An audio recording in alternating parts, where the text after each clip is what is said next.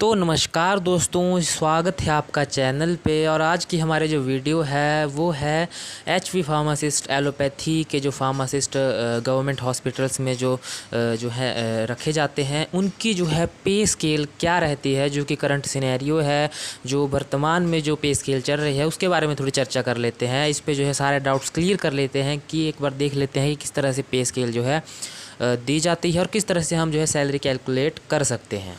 दोस्तों, आप सब जानते ही हैं कि एचवी फार्मासिस्ट एलोपैथी की जो पोस्ट है ये होती है group C non gazetted post.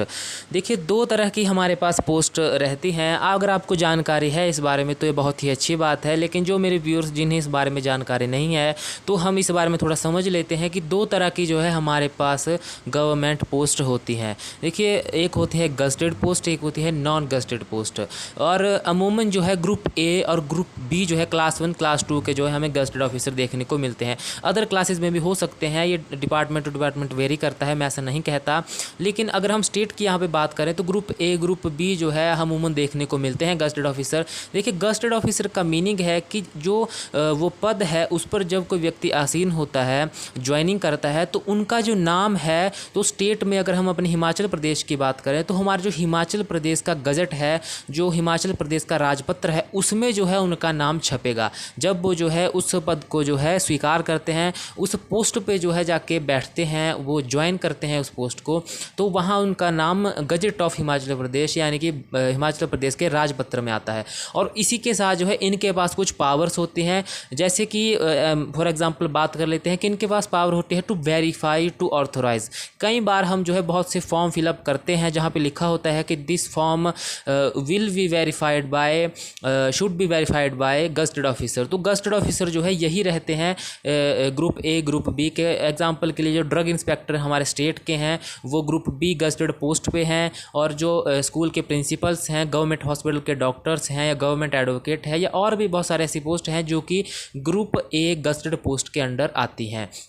तो चलिए थोड़ी पे स्केल की बात कर लेते हैं एचवी फार्मासिस्ट की। तो देखिए, group C non gazetted post है, इसकी जो पे स्केल है जो अभी वर्तमान में चल रही है वो है 5910 से 20200। ये देखिए बेसिक पे है। जो ये सैलरी है वो जो है हम देख लेते हैं कि किस तरह से जो है ये सैलरी स्ट्रक्चर रहता है।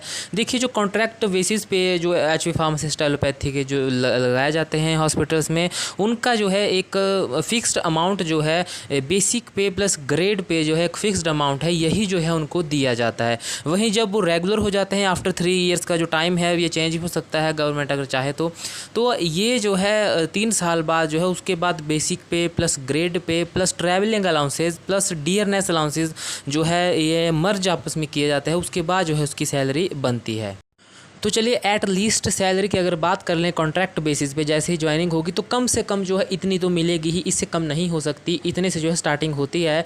तो इसकी कैलकुलेशन कर लेते हैं कि बेसिक पे का जो जहाँ से स्टार्टिंग होती है 5910 से, उसमें प्लस करें जो कि अभी वर्तमान में चल रहा है कि जो जीपी है इसका 150% जो है जुड़ता है 150%, तो वो हो गया हमारा 4500। तो इनको प्लस करके जो है 10,410 रुपीज़ जो है आपको मिलेंगे ही मिलेंगे।